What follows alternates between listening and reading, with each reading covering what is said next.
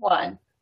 And we're live! So I'm not sure how this is going to work. We may be the only two here tonight, but if we are, then we can at least keep each other company. At least my camera is now working, which is another great thing. So for me, anybody that's here, which I hope is going to be quite a few people, I'd like to welcome Donna McDonald, and I have had the privilege of her taking over my Facebook page today, which is great since I was finishing up edits and all this other stuff that's going on. Hi, Donna. Hi, Susan. So I know that I was feeling cold here. It was like 52 degrees. You were telling me that it's been a lot chillier where you're at. It was like 40 this morning, and that was warm because it was like yesterday it was 17 when I got up. And it was, but not getting the snow, so I'm feeling grateful that we've got just the cold. But today it was like warm, and it was like 38 or 40. Well, I noticed that my camera has gone back off. So, which... She says I'm seeing some people say they can't hear. Jean says she can't hear. Which one? Can you not hear all of us? Jean, can you guys hear us at all? Can you hear Julie or Me either. All right. So let me see what's going on. You guys stick with us because we're still here. Wave to them. Donna and or Jean says hello, and there's Julie Simmons, and there's Julie Thompson, and there's Angela Charles, and Angela says she can hear us. Wow. So the others, if you can't hear us, make sure your mute's not on. Right, right. Because that could be it. Now, Donna, can you see any of the comments that are being posted? I can. They're coming right across your chest. Every time one pops up, it's across the front of you. Across the boobs with the grits. Right. Narelle, Todd, I can hear you both. Yeah. See. Hi, Narelle. So.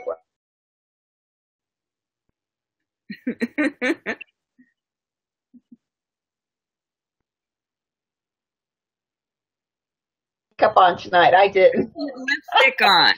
So I may be in for about 30 seconds. It seems to be about what's been going on with me, but that's okay with me if you guys don't mind looking at Donna tonight. You'll just have to listen to me talk.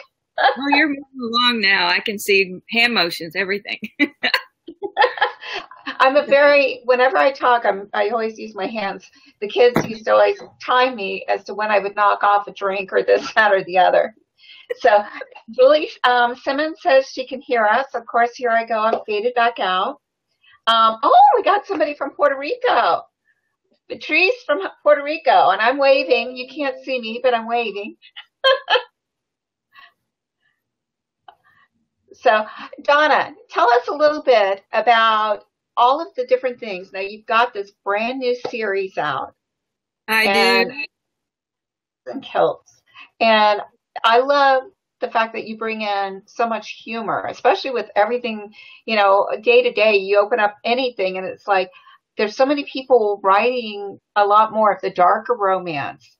And It's refreshing to have this laughter brought back into reading to where you can read something and you feel really good. Tell us more about your series. Well, I'm calling it a science fiction romantic comedy because I don't think there's anything else like it out there. I got a few requests from readers to write abduction stories, which are very popular, in romances. And I thought about it, and I just couldn't get I couldn't get myself in a place where I could write the typical one.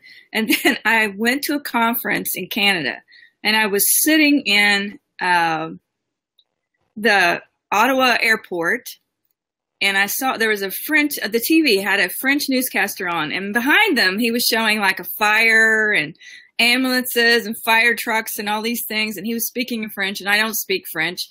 So I'm sitting there watching it all and going, if you ever got abducted, this is exactly what it would feel like, not knowing what was going on. You just having to guess everything, basically, from what I was, from what you're seeing. And somehow that and my wacky sense of humor came into place, because I thought, well, what would be the silliest thing that you could do with aliens? And I thought, well, I like kilts. I'll just put them in kilts. I'll call it Aliens and Kilts. And what I did was I told a couple of my friends, I said, what would you think of a series called Aliens and Kilts? And they burst out laughing. And I thought, that's all I need to know. That you're laughing at the title, then I know I can do this. So it's, and oddly enough, at the same time I had that airport experience, I was reading a book about the last Irish matchmaker, William Daly. And he's from Lisdoonvarna, which every year they have a matchmaking festival. And people from all over the world go, and he basically hooks up people. And I thought, that sounds fun. And so the next thing I know, I have 2 Irish matchmakers who get abducted. And they're in one universe, and the primary universe, Universe 1, they're in Universe 6, comes and gets them because their versions of them have died. And they had a very important role in their universe. And so they basically take my 2 main characters, and they're making them do that work, essentially. Mm-hmm. And they're having a hard time adapting to technology and the things that they see and the way people are. They cause a lot of chaos. So there's lots and lots of humor in the series. And book 2 is going to be out in May. I put it up for pre-order actually today or yesterday. And what's the name of that one? Nate's Fated Mate, it's called. And book 3 is going to be Shades of Darkone. And Darkone is, he's from the tribe of aliens, the good aliens who saved our planet in the future. So, and he's been there 200 years and they've not found a woman for him yet. So my matchmakers have to do that. Now, you've already got the first book out. Yes, the first book's out. It released on Monday, actually. And tell us a little bit about your favorite scene in that book. Oh, my God. Maybe PG-13 rated. I know that you told me that you had to be, because it does have a lot of the snarky humor in it. Yeah. And I asked you about maybe reading one of your favorite scenes, and you were like, well, I'm going to have to wait, and I'm going to have to go through it to see if I can find a nice, clean PG-13 version. I couldn't find a scene that went on long enough without something. I thought we couldn't read over the airwaves. But it's a very funny book. It really is. Let's see. One of my favorite scenes. Well, what they do is when they abduct my 2 characters and they get them to this new place, the first thing they do is check them out because they want them to be in the best physical health possible. Well, Angus is 67 and she's 38. So they put him in a rejuvenation cylinder, and they basically jumpstart his DNA, and they kind of wind the clock back on him. But she's already right out of the chute mad because they don't do that to her. So they just detox her and then let her go on about her business. And so for a whole month, she's been upset watching him in this box, and he looks like he's dead. He's like preserved in this clear box, and they call it a box because they don't know, the term rejuvenation cylinder doesn't really mean anything to them. Mm-hmm. And so there's a scene where one of the most touching scenes, I think, is where he finally comes out of the box, and of course, the first thing he asked her is if everything's okay, because the last thing he remembers is when they got attacked. He has no idea at that point what they've done to him. And basically what they've done is taken about 30 years off of his life and made him younger again. He will age, but it'll be just at a different pace. And they apparently can do this to each other, to humans, about 3 times in their life cycles. Is what in the world I've created. Well, if it means I don't have to take aspirin in the morning when I get out of bed, then sign me up for it. I'll be the next one. They can put me in it for a month. I'm ready for it. Well, you know, the things I'm writing, that they aren't that far away from things that they're actually doing. And that's the thing about all my science fiction. And then part of the reason I write what I write is that I've always been a geek. And while I don't have a degree in science or anything like that, I just find it interesting. And I was raised watching Star Trek and Lost in Space and Outer Limits and all these, even time travel ones. I'm trying to think of what there was a time travel one. Oh, I remember, believe it or not, I remember they had this one where it's like these Western guys came to the future. Yes, exactly. So and I was like, yes. when you're raised with those, and then that's your interest, it's sort of like all my life I've been interested in those things. So I keep up with scientific discoveries, especially as they pertain to cybernetics, which is why I wrote the Cyborg series, and space travel, and even in my werewolf series, which is scientifically based. The reason in the second book, I was telling somebody this today. I said in the second, because they were talking about bear shifters, and I said, well, in the second book, I have bear shifters because just like my werewolves were created, there's another scientist in my second book creating bear shifters scientifically. But the reason she was doing it was for space travel. And there is a truth that they've been studying, the hibernation habits of bears for space travel reasons. You know, they want that. Either well, they want it's interesting, you know, the fact that we write romance, okay? And we write sci-fi romance and paranormal romance and all of these others in contemporary. And I don't know if a lot of readers realize just how much research we do. Oh, lots. We are writing. Because if I wrote silly stuff, somebody would know. If it was like totally unbelievable, there'd be somebody somewhere write me and say, this isn't right. And I know this because I've gotten those notes before saying, are you sure about this? Well, now I keep all my research in Pinterest. So I have a board. So now when somebody writes me and asks, I just send them to my board. Yes, there's this here. That's one of the things that I know that you like to spend a lot of time on Pinterest.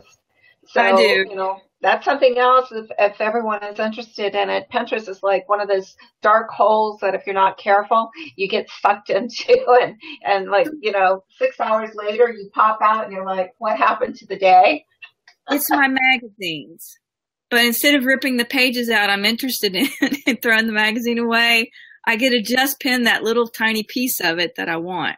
And I really like that aspect of it. I mean, I have a larger following on Pinterest than I do on any other social media. But now I know that there are some questions. Angela wanted to know if you have any of your books in audiobooks. I do. I have a space opera series. It's called the Forced to Surf series. And I have 4 of the 6 books in audiobook. That's the only paranormal sci-fi I have in audio at this time. I hope to have the others in it soon, but that's the only things I have. But it's a good series too. It's like a combination of Star Trek and Firefly. I was enamored of Firefly, and I love the relationships of the people on the ship. And how many of our readers, I'm curious, are, you know, what are their favorite? Are they Star Trek? Are they Star Wars? Are they Firefly?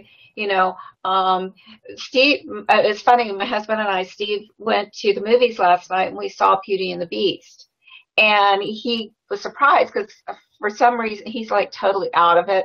If it's not up in the stars, he's like, you know, not aware of really what's going on. I just told him we are going to see that movie. And he thought it was going to be like animation or something. He wasn't expecting live action. And I know he was just amazed when Emma Watson came up on the screen. He goes, isn't that Emma Watson? I'm like, yeah. He goes, you mean this isn't a cartoon? I'm like, no. So anyway, he was talking about that, and we were talking about, he mentioned just today, you know, about Vincent and Catherine, and he remembered that series. Um, you know, back when, what was it, in the 90s, or I think it was back in the 1990s Oh, when that was they had that so one. good. That was so good. That series So, was so good. and it was. And I remember, the guy that played Vincent talking about that it took hours and hours and hours for them to do his makeup and everything, but I thought it was excellent. But Now, it's really funny that it was even, a genetic men experiment. get into this paranormal as well. Well, in the series, Vincent was genetically altered to be who he was. It wasn't a natural situation. He was, I remember, see, this is why I ended up writing about this stuff, because I've just never forgot it. Those things like stay with me, they just stay with me. I think we're all enamored, from reading the fairy tales and stuff that we did when we were kids. You grow up listening to Jack and the Beanstalk, or, Beauty and the Beast, or The Little Mermaid. And of course, I didn't like the old ones because they usually had tragic endings. I wanted, I like the happily ever after. And so that was one of the things that I really liked. And Angela goes, "Oh my God." And Julie Simmons goes, "She's totally jealous." So I don't know how many of our readers are, big, like planning on going to see Beauty and the Beast. And another big one that's going to be coming out that goes along with your aliens and kilts, Guardians of the Galaxy 2. I love that. Love that. I cannot wait for that one to come out. When they have the bad guys going up and their face is like, ah! I'm like, how did they do that? Did they put them like on a green screen and just have them make all these goofy faces? Because it looks so real. And then, of course, there's a trailer that has a scene in it where I think it's her sister. I can't think of the woman's name. Anybody can tell us what the name is. It's the green woman. I can't think of her name. Nagora. No. Oh, I think you're right. Yeah. Gamora. Okay, I think it's the woman who was raised as Gamora's sister, who looks like a little cyborgish with her head. Yeah. But she's yelling at them and says, "How do you stand this? You're not even friends. You can't even get along." And the guy, the literal guy, says, "No, of course we're not. We're family." I just have great lines, and I just am always, the first time when I went to see the first one, it was the middle of a Saturday. I could only make the matinee, and I went by myself for some reason. I think Bruce was out of town, and so I'm going to the theater, and there's only like 6 of us in there. A couple of couples and a family with kids. I was the only one laughing at the jokes. They would all turn around and look at me every time I laughed, and I was laughing nearly at everything that was said. I just thought that was the funniest thing. And I took Bruce back, like as soon as he got home, I think I took him the next day to see it, because I said that the jokes are great. Now, they're kind of 80s based jokes, you kind of have to know the music. Yeah. So is the music, but it's like classic music. Angela, let me tell you, Charles, you're going to love Beauty and the Beast. They have a lot of the original songs that were in the original Disney Beauty and the Beast, but then they have a few new ones that were not in it. Emma Watson, I thought, did a fabulous job with the singing, and it was it does go a little bit more into the outer characters' personalities and what's going on. There's a few twists and turns. I'm not going to do any spoilers, but it was definitely worth seeing. I wish, being me and, being a romance writer, I wish they would have had more between Belle and the Beast. They had some, but it's really funny when you have, like, my husband, and he's making these little quips from the movie all day long. Well, didn't you do a twist on that? Didn't you do a book? I have The Beast Prince, which that story actually came up. I was given a challenge. They gave me a picture and they said, write a story based on this picture. And the picture was of an old arched doorway, and that was it, with a crumbled wall. And so from that picture, I came up with the Beast Prince. And basically, it's a young girl who has been adopted, and she's visiting because her great-grandmother had passed away. And they're playing manhunt because, of course, everybody knows how to play manhunt because my kids and I played manhunt. Only it was on an island with little flashlights, and we gave them glow sticks so we could hear them run into the trees. That's what good parents do anyway. So anyway, it's a modern day Beauty and the Beast retelling.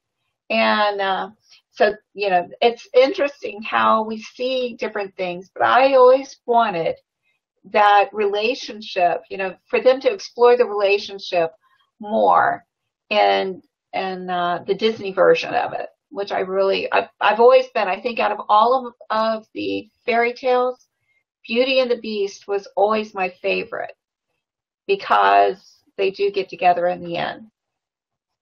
And I have to tell Angela, Somebody just said they read your book. Yeah, she said I read it. That's awesome. Waiting for the newest one. The newest one in the fairy tale series is going to be a modern day retelling of The Little Mermaid with a major twist. So I've already got that one because I've been dreaming about it. And when you dream about something, Donna will be the first to tell you, unless you write it down, you can't get it out of your head. It'll just play over and over and over. A friend was telling me she just working her way through a new trilogy by Nora Roberts, and there's a mermaid story in the trilogy. So yes. Everybody's writing those, Well, I think what little girl didn't grow up wishing she was either Belle or she was the Little Mermaid. Only it's going to be like, no, that lady can go over the side. I am not going to jump over. I'd be figuring out some way in pantomime. We'd be doing, what was that game that they used to play where you had to draw it out? It would be, we're going to draw this out. You're going to know I'm the one that saved your butt. Okay. I am not going to let that old hussy get you. And that was my 8-year-old self saying that. But they have at Angela, I was going to tell you, they have little baby Groots, and they actually sing and dance. We have one. It was mistaken as my husband's tree of life. A friend got me a little Groot growing out of a flower pot. It's cute. You press the button and he starts dancing. I think mine's just static. I think mine's just for fun, just to look at. I don't know where it came from, but it was just not. She got me that because I told her one of my aliens, I took Groot and spelled it backwards. So his name is Torg, Toorg, and he's one of the guardian aliens in my book. He takes care of the matchmakers and keeps them out of trouble. Well, from my understanding, your aliens and kilts really makes a lot of fun of a lot of different sci-fi. If you watch a lot of sci-fi and you've kept up with all the movies, it's full of it. I don't think I've left anyone unscathed in it. I've even there's time travel and people look. I call them the Guardians. And that's like a little nod to Guardians of the Galaxy. There's a little bit of everything. The admiral of the ship, his name is Nathaniel Tiberius. It's not James T. Kirk, but it's a little nod to that. I mean, there's all kinds of. I'm getting echoes. Okay, there's all kinds of little zingers for people who are in the know about stuff. And I'm hoping it'll give them a quiet giggle. But I have 2 friends who read the book because it's so so different than my usual stuff, who don't read sci-fi at all. And when they read it, they said, well, I guess it's sci-fi. I see it is, but it's sort of like not sci-fi either, because I didn't, have a problem understanding it. And I said to them, "Did you get any of the jokes?" And they said, "What?" That sci-fi jokes. And they said, "What jokes?" So apparently you can read it, find it funny, and not get a single joke that's in there. So they would never figure out that Torg is Groot spelled backwards. But or get a laugh over that. But that was one of the other things. She says, do I read? Donna, what do you read when you have time? Oh, everything. Oh my gosh, I read everything. I read Susan. I read the dragons, Susan's dragons, the Lords of Valdir. Is that right? Did I say that right? Yeah, you said it right. I read a little bit of everything, and I read a lot of people. I read both my critique partners, anything that they put out, and that's J.M. Madden, who writes. She writes a lot of the Navy SEALs. Yes, and usually about ones that are disabled or have been through a very traumatic period. Yeah, she has a veteran series that is really good, and she writes very raw, very emotional. I mean, you got to have a box of tissues next to you when you're reading some of her stuff. And then Robin Peterman, who couldn't be more different. Robin writes snarky vampires. Oh boy, are they snarky. And, I'm not a vampire fan. Usually I don't read a lot of vampire fans, but I read Robin's vampires, and hers are funny, but then the whole book is like more funny than it is anything else. So, I like that. And you kind of get that feel when you see the covers of Robin's books. Yes. My favorite reread person for just the language she uses is G.A. Aiken, who writes the Dragon series. She writes I'm trying to think of it. Oh, Dragon Kin, I think is what she calls it. I'm so bad with remembering like series names, but it's just the language is just that she uses is just amazing, and the whole big huge family, and I just love it. I just love that. So along with the fiction, I read a lot of nonfiction. Like I read books on Egyptology, I read books on Atlantis. Mm-hmm. I read a lot of books like that. I like Dan Brown.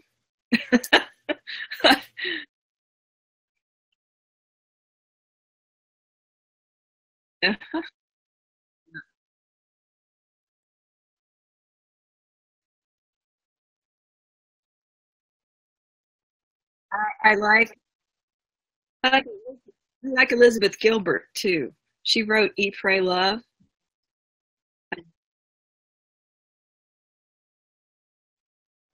She pulled me back from a dark time with that book, and I like that book. And then I just a good question to the readers are, what kind of books help you get through the day?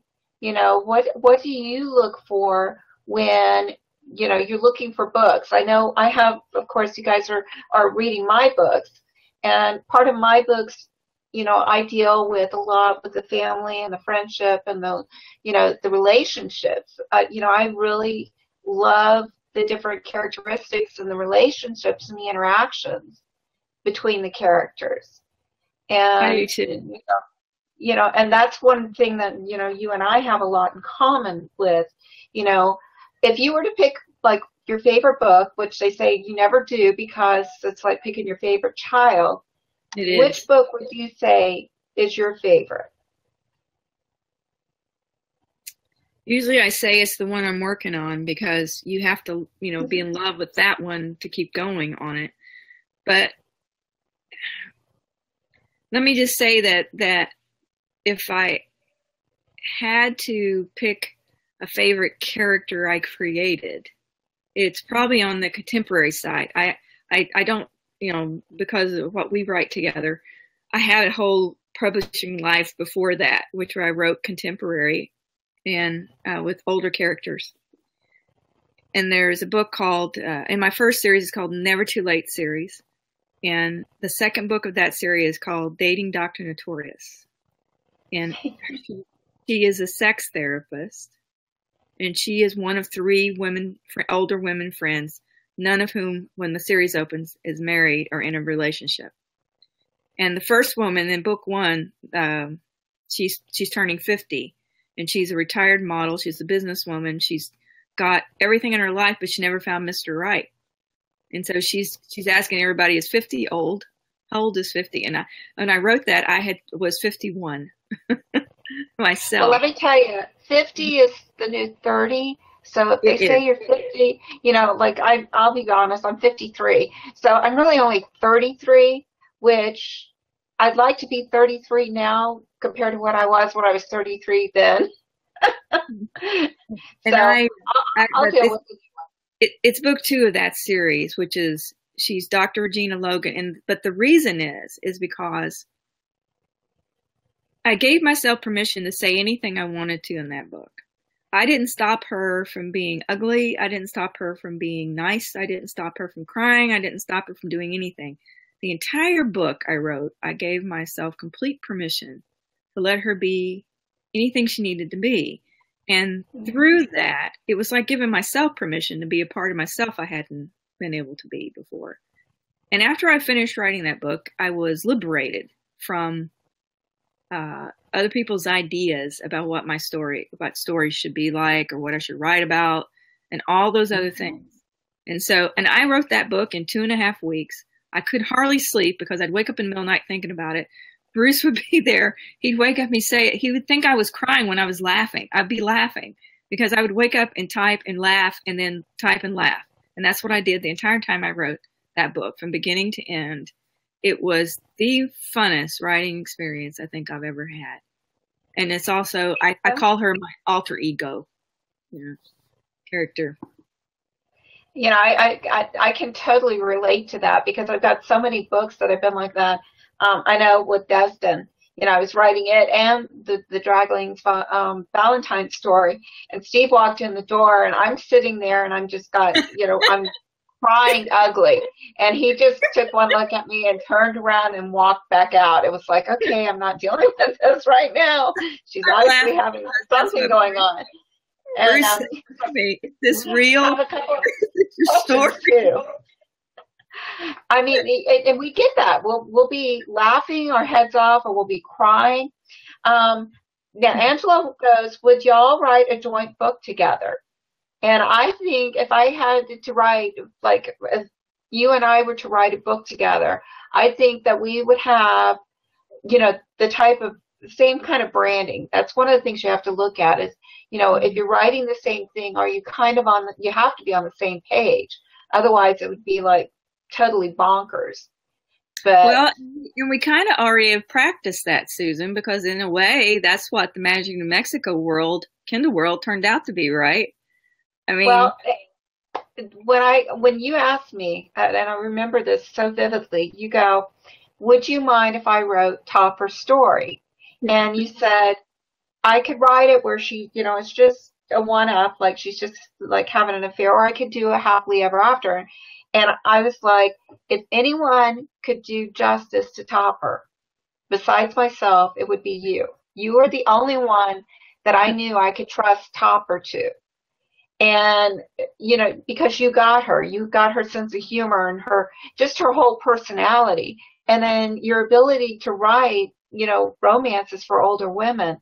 And, I agree, Angela, I think, being able to turn a character over, that's like turning your child over, saying, okay, I'm trusting you with this.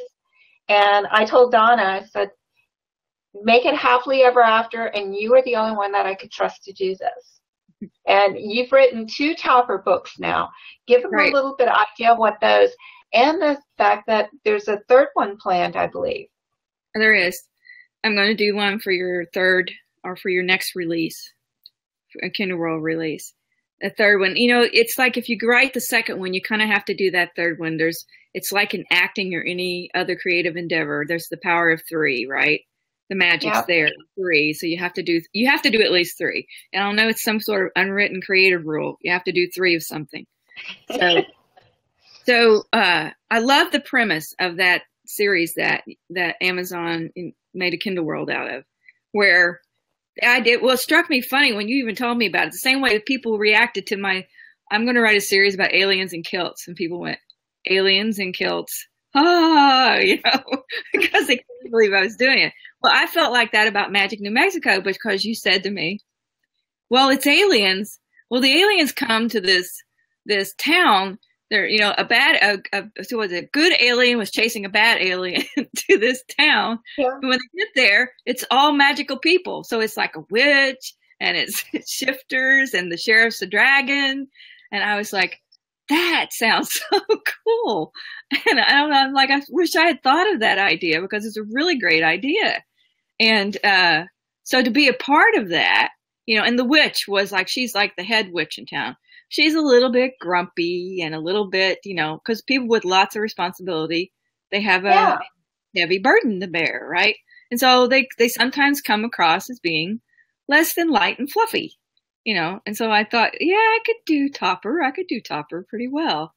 And she had a good sense of humor at times, but she was also like this, I'm going to do what I want to do. And if you don't like it, so what? Right. Well, she has ideas about how life is supposed to be, how life is.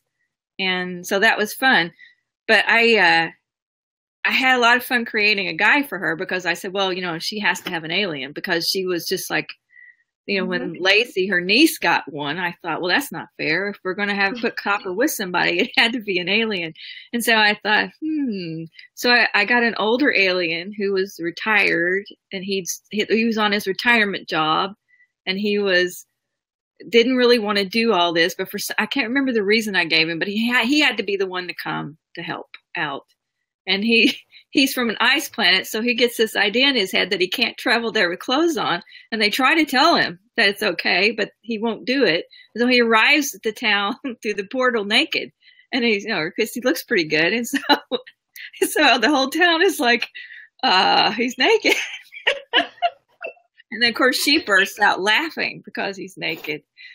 And I just thought that was funny that a naked alien would show up and that would be the guy she would eventually fall in love with.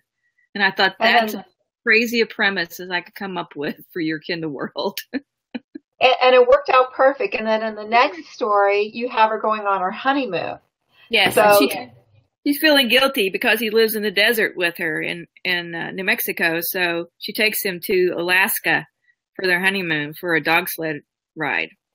Not the race, but, like the practice, they're going to do the practice run. But unbeknownst to both of them, somebody that was mad at Stark comes after him. And so they end up fighting a bad guy on their honeymoon trip. And there's a lot more going on in that. Yeah. I didn't want to give too much away because it's such a small...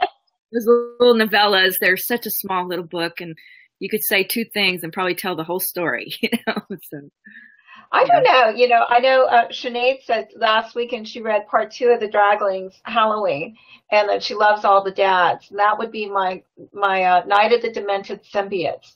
And in this case, there's so much going on where, of course, the dads give the girls a night out to have a girls' night out. And they lose the kids. Actually, the kids kind of sneak off. But there's so much going on. And again, like you said, it's a novella, but there's so much in it.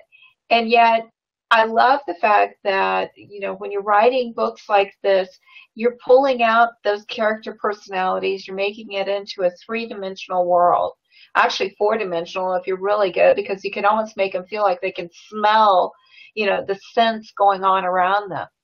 And I think that's so important when we're writing, that we create these worlds.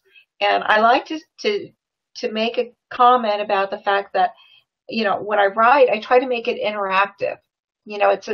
For me, to really find a good book, and what you've just described with all of your books is right in there, is that they're laughing, they're crying, they're getting mad, they're yelling, they're cheering. And so you've got this interactive emotional bond with these characters. And that's the difference between, really just writing a book and writing a story where they get pulled into it. And, I you think know, you create words. I think of mine as stories. I do think of them that way. Like that's what I feel like that's what I really am. I'm a storyteller. And that's the whole job of it. I mean, when I started writing, like I call it a space opera series, the sci-fi series, Force to Serve series, the one that's an audiobook. They were hard to get into audiobook because those were 115,000 on average words. You know, those were like 12 hours of listening time on an audiobook. And you can't write those except it takes like 3 or 4 months to get a book that size together and out the door. You do. And that's fast. You know, yeah. in the old traditional way, you know, it could be years for an author to be working on one book. You know, to get that size of a book out the door would take about 1.5 years. Yeah. And, you know, one of the things that I know of traditional publishers, a lot of times the author would finish the book and then they would sit on it for a year or two. You know I was talking to one author and her publisher, she finished the book 18 months ago and they're still sitting on it. I wouldn't even remember what I had written because, you know, I do like 5-6 books a year. So, yeah. And with novellas, I'm actually going to be able to write a few more than that. I like writing novellas. I think you have to do the shorter pieces. I know my readers tell me that they like the smaller ones and they read them in between. And I like the smaller ones because I can price those a little bit less because they've taken me a little less to edit, a little less to put out, you know. But I don't market those as much, so I think they don't get noticed as much unless you follow me and get the newsletter, then you hear about them. Well, I know with me, one of the things that I found was when I write the novellas, you know, sometimes not every character needs a full-length story. You know, that is true. And, you know, my draglings right now, I've got them doing the holidays. And so those don't really need to have, you know, they're still a good size. They're all over 30,000. But then you go to, you know, when they go their full length adventure, that will be a full book because it's going to be leading into each of their stories. You know, I'm going to be I have to write Phoenix's story because if I don't, I'm going to be going nuts. I've already got, you know, visions of what her story is going to be like. And so there's just some characters that just grab hold of you and won't let go. And you know that you've got to have that full book. And then there's others that grab you and you really want to know their story, but they don't really need, you know, a full length one to tell that part of it.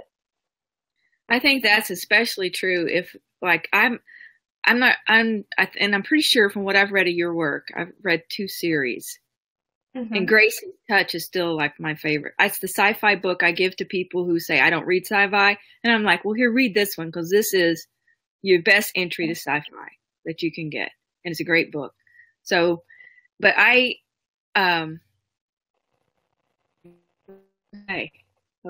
Gracie distracted me.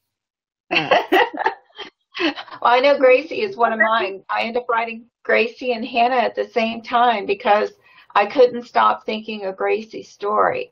And for those of you who are wondering, yes, Rorke's is going to be out. I finished First Awakening. I'm going to share that with everyone real quick. I finished First Awakenings. I love the story. Ash and Kella are amazing characters. And I'm just lost in that world. It's definitely one of the best, I think, world building I've ever done. Norel says Gracie's Touch is her favorite. And then Julie Simmons. I truly do give that to people all the time. I give it to my readers who want, you know, because my stuff is, I don't know what word I want, a little more sciencey, I want to say, than the average science fiction romance, a little bit more. And then I've also got the humor in it. But Gracie's Touch is like that perfect romance, but it's also science fiction, but just enough that you feel like you have been transported out of yourself into this other world where this woman gives up everything in her life to save the earth. And it's just like, I don't think it gets any better than that. It's one of my favorites too. I mean, and I've got goosebumps on my arms because I'm thinking about when she realized just what had happened, you know, and she's standing on the edge of that cliff. And how much time has gone by. You know, and I put myself in her position thinking about it. And I was crying at the time because I was thinking, what if I gave up, you know, everything, my family, my, you know, Steve, the kids, everything. And I put myself in her position, and it was just like, literally, your mind just kind of shatters for a minute there. He's a little bit Buck Rogers like for me, you know? Yeah. She goes to do something, and it costs her way more than what she realized it would. Yeah. And then you always going, why me? And then she finally finds, well, maybe this is the reason why. I know now Ricky and maybe Steve has asked, and not my Steve. My Steve's out stargazing. It's a clear night, ladies. There is no husband in the house right now. So he wants to know, do you listen to any podcasts? Do I listen to any podcasts? Yeah. I do. But I listen to business ones in our industry. I've got, because no matter how, I mean, I think I just hit 47 books released since I started in publishing in 2011. But I'm still learning, you know, all the time. And there's need. I feel like you never quite get to the top of your game, and you know, there's always something to learn. So I listen to podcasts that are about writing a little bit. And one of the things I'm working on this year is that my books are movement and dialogue heavy, and sometimes I forget to write enough description to satisfy readers who like description. So I've been working on and practicing how to write better descriptions. And so that sort of thing. And the other thing I listen to is the business side of what we do, which is like marketing. And I listen to a lot of those webinars about various things you can do. I did the same. And it's one of those things that they say that you never master anything until you've done it for 10 years. They said to really master anything, you know, a professional golf player, professional basketball player, football, anything, they have to do it for 10 years. I'm working on year 7. So, you know, look at it. You still have at least another 3 years before you can actually say, I'm a master. I started my 7th year, March 12th of being published. My first 2 books, Dating a Cougar and Dating Dr. Notorious, went on sale March 12th of 2011. And I'm not far behind you. Mine was March 31st, 2012. And I started writing, so it'll be 5 years this year. And it's been an incredible journey. It's funny because I know I work more hours now than I did when I worked for the school board. You know, how many hours a week do you think on average that you work? Bruce says I work all the time. That's what his comment is. But here's the thing. If I'm sitting at if I go with him somewhere and I have to wait, I don't wait. I'm making notes. I'm doing something, you know, because the writing is like in my head. It's not just a job. It is more than a job. It's an expression of myself. And I do a little bit of it every day, I think. Now, that's not the same as those days when you're in the zone and you're going to get 10,000 words done that day because it's all you can think about. But I'm talking about just, sometimes it's a matter of, oh yeah, I meant to look up this or that or the other thing, and I'll be reading, and he'll say, what are you reading? You know, because I'll be making notes and talking to myself, and he'll say, what are you reading? I'm like, oh, I'm reading about a prosthesis that does this thing or the other. Oh, I know. The last thing was, I said, I just wrote a scene about somebody who has cybernetic eyes.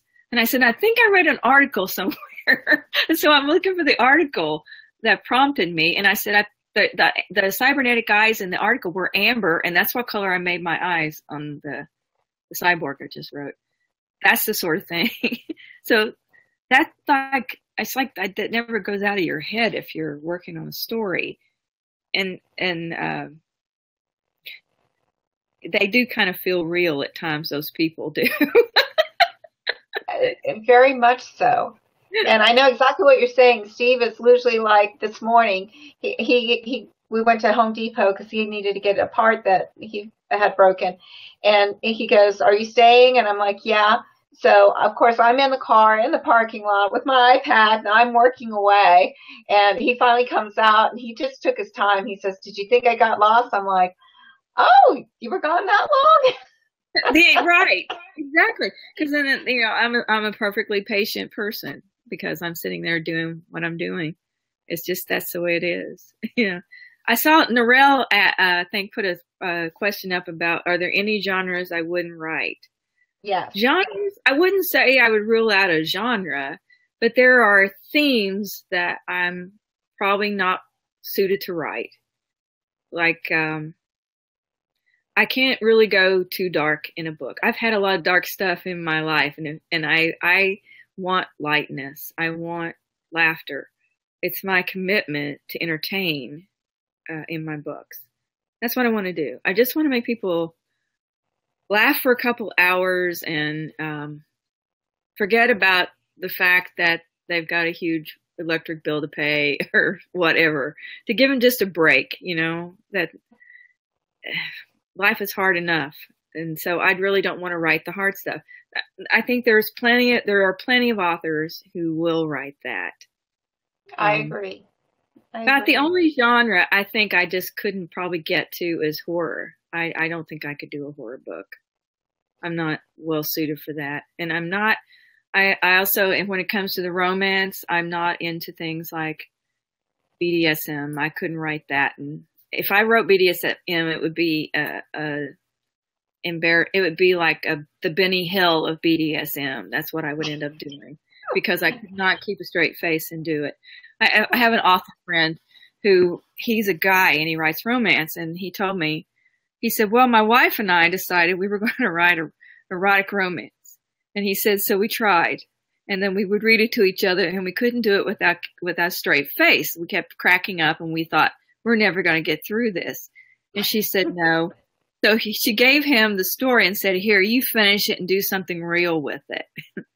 And so he went on and wrote regular romance out of it. He's a contemporary romance author. And I thought, well, that's kind of my problem, is that there's some things I couldn't write because my sense of humor will kick in. And it's just like with the alien abduction. What I'm writing is not what my readers were thinking when they said, will you write abduction stories? It just that, what I'm writing though is the only thing I can write, which is like spoofy and funny. I guess because deep inside, I really don't think that if a race has mastered all the things there are to master and they're coming to see us, that I don't think that harm is necessarily the main focus. So I guess I'm an optimistic alien believer. I think they'll have good intentions and yeah, Steve and I were talking about that he was saying, to get the world back on track, all you really need to do, he says, we don't even need to have aliens actually come here. They just need to take a phone call, and say, hey, you guys are really screwing things up. Don't make us come open a can of whoop ass on you now. And of course that led to all kinds of stuff. And then we were doing that was Independence Day, right? Independence Day movie. Do you remember that one where yeah. That was the alien invasion was imminent and the whole world had to work together. Steve's right. I agree. I think that movie was like, that's what that was about, kind of fun to kind of think about, what is out there. And now that he's taking all these magnificent photographs of, what is out there, and we're finding, hundreds and hundreds of planets, it's like, oh my gosh, there possibilities that we are not alone. And I'm trying to talk back and forth, and it's kind of scary thinking if somebody did actually come, they're going to be way more advanced than we are. And so, I liked his thought. And Robert Ballard said this too. He said, if the world's going to survive, women need to rule it. And I remember going to a speech by Robert Ballard. And for those of you who aren't sure who he is, he, as he said, he's the one that found the Titanic, and he wished he never had. And he's hoping to find an alien spaceship so people would quit asking him about finding the Titanic. So his goal is to find an alien spaceship in the bottom of the ocean somewhere, he says, because that's probably where they would land. And he says it'll be so nice to finally be asked about that instead of the Titanic. Is he looking in Peru? I know he's looking anywhere and everywhere. And he actually put a woman, I know his son was killed and died young. And so he's kind of adopted this one PhD and has talked her into training to take over for him. And, just if anyone ever gets a chance to either listen to him on TED Talks or go see him in person, he's just such a dynamic person. What's his name? Robert Ballard.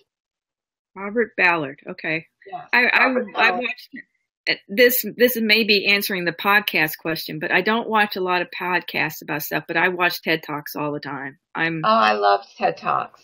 So many of them. I find them very inspirational. The ideas brought forward are always about bettering the world, and it makes me feel hopeful, empowered. Yes, good word. Just empowered to do something yourself. Yes. Now, Narelle had another question. She says, what book of yours would you recommend to your readers, for a first read? Which book would you recommend as a first read? Well, I probably would ask them what they like to read, because that's my new question I ask readers. What do you like to read? And then try to place this right series, because for the galactic average paranormal reader, they tend to like the werewolves the best. Mm-hmm. And so in that case, I'd send them to the Nano Wolf series or Ariel. And then for sci-fi, well, before Matchmaker Abduction came out this week, I only really had the Cyborg series and the space opera. And the space opera has its cult following, just like Firefly had its cult following. I have one too. And those people are like, please, are you going to ever write any more? And I'm like, I would love to write more of that. I could write that series forever. But nobody's buying it but just you guys. I love you. I do. But I have to make a living so I can write more books. And so, dudes, the werewolves sell. And so it's like, I would love to write more of the space opera, but those are like my vacation time writing. I don't write those for money. I write those for love. All right. I know that today you were offering Peyton to my readers on Facebook.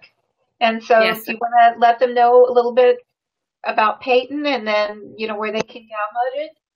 Yes, there's a link in the post. Are the posts going to stay? Or are you guys going to leave the posts on the page? Yes, we're going to leave it. Okay.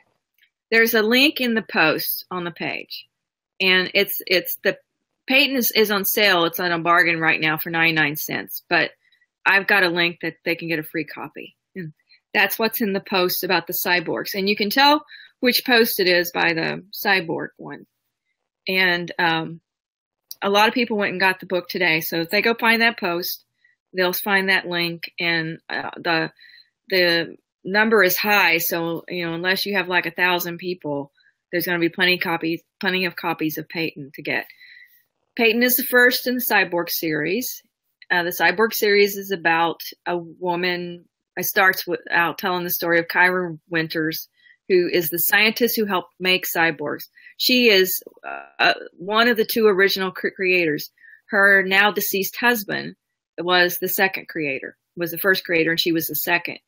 But the people who've taken over the cyborgs did some things that she feels like were unethical and unfair to the soldiers that volunteered. So she's now trying to undo what she did, and that's where the book opens. And she buys Captain Peyton 313, which is Captain Peyton Elliott. He was a Marine captain. And she tries to undo his programming and basically restore his humanity back to him. Because one of the things that they've done is used coding, a software program running that disrupts all their human thoughts. And so they're following programs and acting out only in programmatic ways. And she basically finds a way to turn that off without turning them off completely. So the whole first book really is about that journey of making him human again. And it's not without problems. So that one's, they're action and adventure. I didn't go super dark with it. So it's not, there's some violence, but not a whole lot of violence in it. Well, I think, do you have any last words before we say goodnight to everyone tonight? And a happy St. Patty's Day. Oh, thank you. Well, Thank you. I'm wearing my shamrock earrings. I went to dinner tonight and I had Irish stew and soda bread and green beer. I had a green beer. That was good. I want to say thank you to your readers. They were very nice to me today, Susan. They were extremely nice. I can't say enough nice things. You have some great people following you on your Facebook page. And they are the most amazing people in the world. It is, I can't believe how fortunate I am to have all of them. You know, I know if I'm having a bad moment or if I just need someone to chat with, that they're right there for me. You know, I could just say, and even like I was in tears the other night when one of the baby rats passed away, and I was just, and then Steve locks the cat in the shed, which she spent last night in the house because he felt guilty about it. So I mean, it was just, you know I can cry on their shoulders, and they're just going to be like, you know, that's okay, you can cry, then get back to writing, but you can cry for right now. And it's like, I can't believe it. It's just kind of amazing to have that kind of network out there, you know, family. That's the way I think of them. I think of them as family. So well, I hope you find something among my books that they like and that they will enjoy too. I haven't gone back into the post and posted winners from the others, but I'm going to get to that. If you'll allow me to stay able to do that on your page for just a little bit longer, I'll do that right after you disconnect. And then I think that's it. And just thank you for doing that. Taking over someone's Facebook page, there's like 2 people I would do that for. You're one of them. It's not something that's comfortable, and it was very weird to do that, but it was okay. I liked it, and I hope I entertained your readers. And, well, thank you again, and happy St. Patty's Day. And I'd like to wish everybody out there a happy St. Patty's Day, and to say thank you very, very much for joining Donna and I tonight. If you haven't checked out Donna McDonald's books, I hope you take a chance and take a look at Peyton. She's got that one for free. Make sure that you've signed up. She's got some cool prizes that she's going to give out. And I'll be chatting with you guys again tomorrow. Thank you, Narelle. Thank you, Narelle. And thanks for everything.